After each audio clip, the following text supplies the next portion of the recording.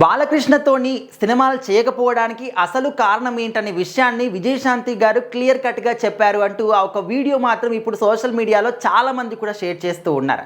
అయితే బాలకృష్ణ గారి కాంబినేషన్లో, చిరంజీవి గారి కాంబినేషన్లో, అంటే అప్పట్లో ఉన్నటువంటి అందరు హీరోల కాంబినేషన్లో ప్రతి ఒక్కరితోనూ కూడా విజయశాంతి గారు గొప్ప గొప్ప సినిమాలు చేశారు.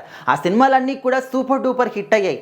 సో ఆ తర్వాత అందరితోనూ కూడా సినిమాలు కంటిన్యూ చేశారు. కానీ బాలకృష్ణ గారితోని నిప్పురవ్వ అనే సినిమా చేసిన తర్వాత ఇంకా అదే లాస్ట్ సినిమా అనమాట. మళ్ళీ ఏ సినిమా కూడా ఈయన తోడ్పాటు చేయలేదు.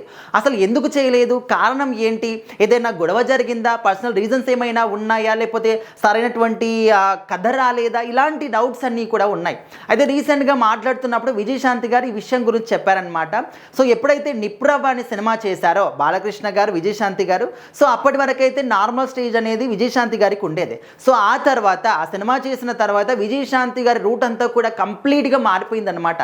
తను ఒక స్టార్ హీరోయిన్ కాదు, స్టార్ హీరో, లేడీ హీరో అనే విధంగా తనకంతా కూడా స్టార్డమ్ వచ్చేసింది. అండ్ భారీగా పారితోషికం తీసుకోవడం కానీ, అదేవిధంగా తనకు తగ్గట్టు, తన రోల్కి తగ్గట్టుగా సినిమాలు రావడం కానీ, లేడీ ఓరియంటెడ్ సూపర్ డూపర్ అంటే సూపర్ హీరోయిన్ అనే విధంగా, సూపర్ హీరో అనే విధంగా, అంటే ఆ విధమైనటువంటి కథలన్నీ కూడా విజయశాంతి గారికి రావడం స్టార్ట్ అయ్యాయి. సో ఆ విధంగా ఒక ప్రొడ్యూసర్ కానీ, మా ఇద్దరు ఇప్పుడు ఎవరైనా ఒక హీరో కాంబినేషన్లో నన్ను తీసుకున్నారనుకోండి, సో అప్పుడు నా రెమ్యునరేషన్ అంతే ఉంటుంది, హీరో రెమ్యునరేషన్ అంతే ఉంటుంది, ఆర్థికంగా వాళ్ళకు దెబ్బ పడింది అనే విధంగా ఆ విధంగా ఉంటుంది. అండ్ అదేవిధంగా నా ఒక స్టార్డమ్ కావచ్చు, అంతా కూడా చాలా మారిపోయింది. సో అందుకోసం అని చెప్పేసి నేను ఇంకా ఎవరితోని కూడా సినిమాలు చేయలేదు. ఓన్లీ బాలకృష్ణ గారు అనే కాదు, కాకపోతే ఇంకా ఎవరితోని కూడా సినిమాలు చేయడానికి ఛాన్స్ మాత్రం కుదరలేదు. ఆ విధంగా బడ్జెట్ ఎక్కువ అయిపోతుంది అనే విధంగా. కానీ అప్పటి నుంచి మాత్రం కంప్లీట్గా నేను ఒక హీరోయిన్ అని కాకుండా హీరో అనే స్థాయికి అందరూ కూడా తీసుకొచ్చారు. అండ్ అందరూ కూడా అదేవిధంగా ఆదరించారు. నేను సింగిల్గా సినిమాలు చేసినా కూడా సూపర్ డూపర్ హిట్ అయినటువంటి సినిమాలు ఉన్నాయి.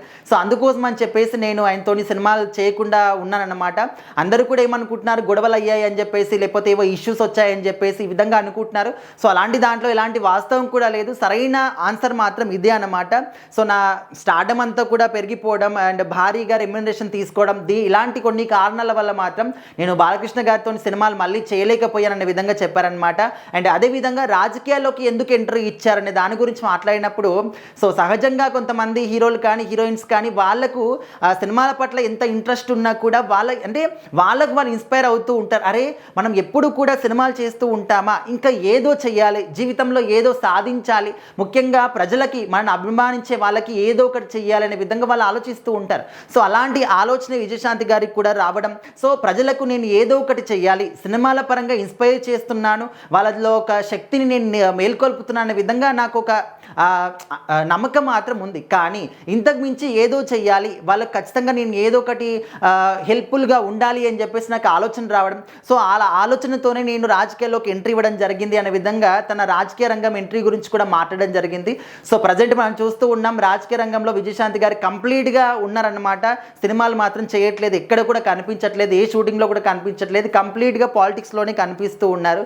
సో ఆ విధంగా బాలకృష్ణ గారితో సినిమాలు చేయకపోవడం, ఇక్కడ రాజకీయాల్లోకి రావడానికి గల కారణం, ఇలాంటి విషయాలన్నీ కూడా ఒక ఇంటర్వ్యూలో షేర్ చేసుకున్నారు. సో ప్రజెంట్ ఆ వీడియో చాలా మటుకు కూడా సోషల్ మీడియాలో చక్కర్లు కొడుతూ ఉంది.